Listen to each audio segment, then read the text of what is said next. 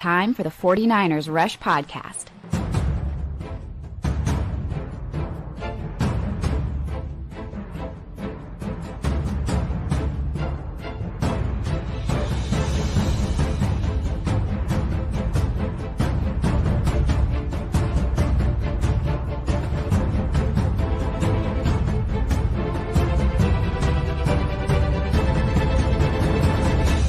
And here's your host, John Chapman.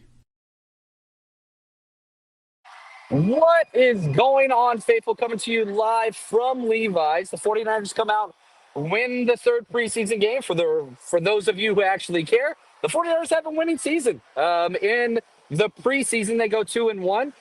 Their number 3s and number 4s are better than the Raiders and better than the Chargers. But I do think that there was a lot to take away from this game.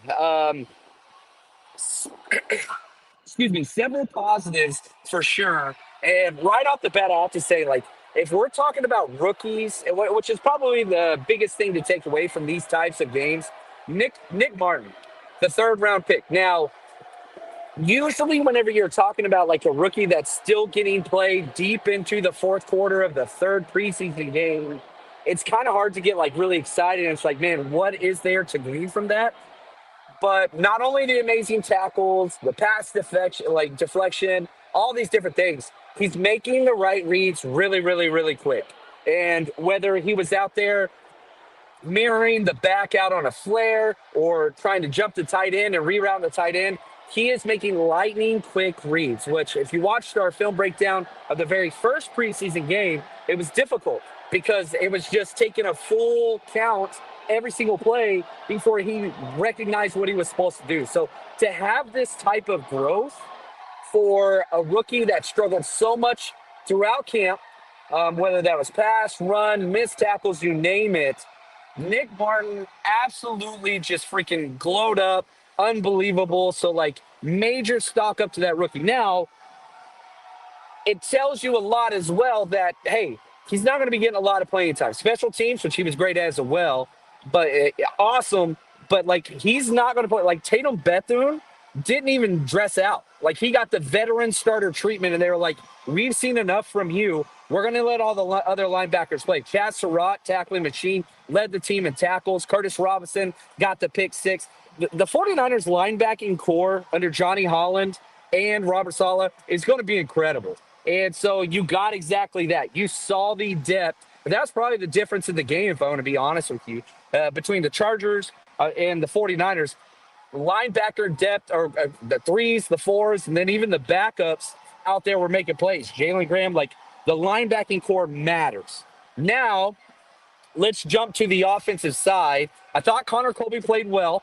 Not great. Nick Zakelj continues just to disappoint no matter where they line him up at.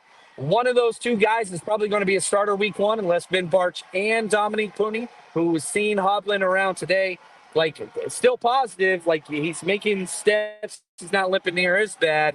But, yeah, what are you going to do? You have to have one of those guards probably play. And, Ben Barch and Dominique Moody are banged up. I really hope it's Connor Colby. He offers just a shed of optimism, whereas Nick Zakelj is just oh, man. Now, every other play, it's just that's not good. You're not supposed to do that. Tariq Owen's son scored a touchdown. I thought that was awesome. Love to see that. He's had a really bad training camp, a really bad preseason, but he goes out there, catches the touchdown pass. I thought that was great. Other huge positives just from starters. Tanner Mordecai. If you're going to keep 3 quarterbacks, it has to be him. The Carter Bradley experiment, he got banged up left. Tanner Mordecai goes out there, leads a touchdown drive. Then all of a sudden he's better, gets out there, made a couple plays, did have that nice touchdown pass. But let's just be really honest. He doesn't look like an NFL quarterback in any facet. Yeah, he's tall. Yeah, he has a strong arm, but just cannot handle routine plays. Missed several handoffs where he's got to lunge because his steps are off, his spacing's off. All the false starts almost came against him because his cadence is just not very repetitive. If Gus Bradley, his father, is not on this team, Carter Bradley is never signed and should have been gotten rid of after the first preseason game, but it's what it is. Tanner Mordecai looked good. Led several drives, looked competent, lots of positives. Now, Injury-wise, Carter Bradley got hurt, came back.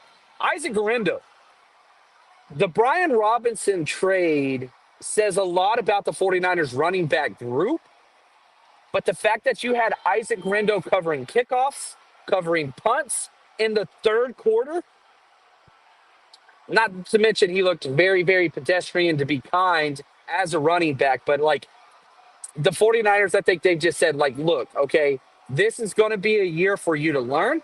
Isaac Guerrero, you've got to figure things out and how to stay healthy, because Isaac Guerrero on a punt coverage play, man, his arm went limp. He struggled with shoulder plays.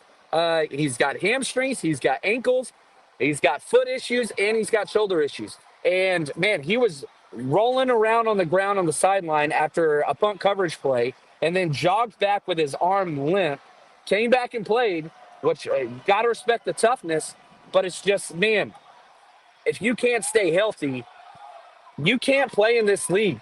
And it's a huge indictment that they had to go out and trade for Brian Robinson, who's somebody that's very, very durable. Isaac Guerrero, the exact opposite. But, like, if Guerrero is going to be your RB2 heading into this season, why is he covering punts and kickoffs in the third quarter of the third preseason game? Help me understand why that makes sense. I don't think it does. I really, really don't. And then Chase Lucas as well. Like, he got passed up just in the rotation, again, playing deep into the fourth quarter. I don't think Chase Lucas is going to make the initial 53. I know he was the player of the preseason game 1. I know he was player of preseason game 2. But again, the 49ers send a message with these long-term vets. What happens in the preseason matters, but not to guarantee you a back-end roster spot. Maybe they do a gentleman's agreement where they say, like, look, we're going to cut you. We want you to come back, because veterans get to choose.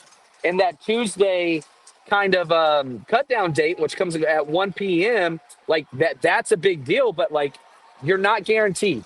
None of that is guaranteed for these back-end roster guys, and Chase Lucas doesn't have the guarantees. Yeah, he played well. Yeah, he brought a lot of energy, but man, Derek Canteen started the first half at nickel. Chase Lucas didn't come until the second half. And so that hurts. I see in the comments, John, no major injuries. Braden Willis got walked to the locker room, and there were a lot of shaken up players. Isaiah Prince got injured late as well. Braden Willis is probably the only player that was injured that maybe had a shot at, making this roster. But he went out. So he was being wide. He played through an injury the whole time. He looked shaken up the whole time. I saw Rob Louder post that as well. You could tell he was aggravated, and then late in the fourth quarter, they escorted him into the locker room with no helmet. So I think that says a lot. Now, a couple other players that I want to talk about that struggled mightily right after this. 49ers Rush Road Trip is going into its 6th year with over 40 events at road games. If you are traveling to see the 49ers play this year, you got to come party with us.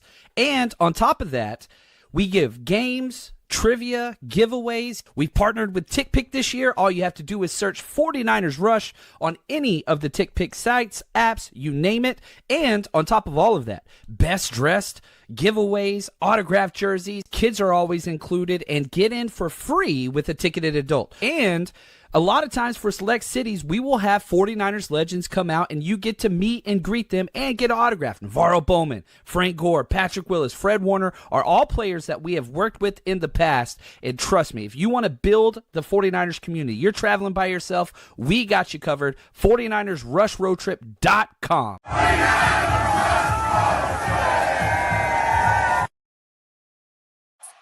All right, now, Junior Bergen, 7th round pick. I really did feel like it was a not good pick. The trade for Sky Moore was a big indictment on him, but also Jacob Cowling always being injured. Sky Moore comes in, fielded his kickoffs, fielded his punts, did relatively well. I did think that he also kind of showed, they force-fed him the ball early. He had the most targets on the team, and it was just like, hey, he's probably going to be a returner only. Now, he can go out there and he can take snaps at wide receiver, and you can do some jet sweep screen stuff with them. But the first 2 drives ended with, Sky Moore drop contested catches that weren't poorly thrown balls by Carter Bradley, which is a huge asterisk in and of itself. But Sky Moore, look, he's going to be your kickoff returner. He's going to be your punt returner. Kind of take that for what it is. Junior Bergen, any chance that he had making this roster, that muff punt at the end, and the body language, you saw it, all those things. It was just like, yeah, he's not making it. But I think you knew that at the trade. I was actually shocked that the 49ers didn't cut Junior Bergen after that trade, but you don't have healthy wide receivers that can run routes. Junior Bergen was still out there running routes. So it's what it is. Right here, I love this. Why did they let Mordecai play after he got hurt? Both quarterbacks were hurt. Carter Bradley was hurt, and Tanner Mordecai was hurt. Like, if you don't let the guys play that are hurt, you got to put somebody out there that can take snaps in the quarterback position. So you had to have one of those guys take a snap. They both went back out there, and it was just kind of like looking at themselves on the bench like, hey, man, we got to play. You got to do what you got to do. Like, you only had two quarterbacks taking snaps. That's all you got. So you go into the game with just two quarterbacks, and whenever they get hurt, you got to kind of do what you got to do. So that's why they were out there. Can we talk about Jake Moody? He made that. I was at the Raiders game, and, it was a predominant 49ers crowd there, but this is 49ers home stadium, Levi's, obviously. Dude, this fan base has no confidence in that guy. Well, Jake Moody's just not a confident human being anyway. Like, his body language, everything that he puts up out there. When he went out there and missed that extra point, the entire stadium just laughs. Like, it's weird. When Jake Moody walks out there on the field, everybody is just like, you've got fans kind of like bantering at him, laughing at, like, it's just weird. There's never going to be a time where Jake Moody is quote unquote accepted here in this building. And it was weird. We were watching him, we got here pretty early, and I was watching the warm-ups. He missed 5 of 6 at one point, field goals, in his home stadium. And it wasn't even like they were all like long or whatever else. Like, he was just missing field goals. And so he goes out there, misses an extra point, kicks a kickoff 20 yards out of bounds, almost hit the off-duty police officers with the ball. It was so like that. And you're like, again, I didn't watch the broadcast. I was here at the game, but I saw the pictures going around on Twitter of the Shanahan side. Like, Brant Boyer, the special teams coach, said, this is a career-changing moment for him after he made that 59-yard field goal. It carried over less than one quarter in the preseason before he went totally AWOL again. Yeah, missed extra points are going to happen. I totally understand that. The body language of the kicker himself, of the head coach himself, of the special teams coordinator, and of this fan base, it is comical. It is comical. Like, I don't know what the answer is. I don't think that you cut him. You're going to lose games. He can't handle kickoffs. He can't handle kickoffs. 2 of them went into the end zone and should have been touchbacks, which start at the 35. One of them went 20 yards out of bounds and almost nailed a police officer in the back of the head that's just standing there. Like, he is not to the point where you can trust him in any way, shape, or form. Like, you just can't.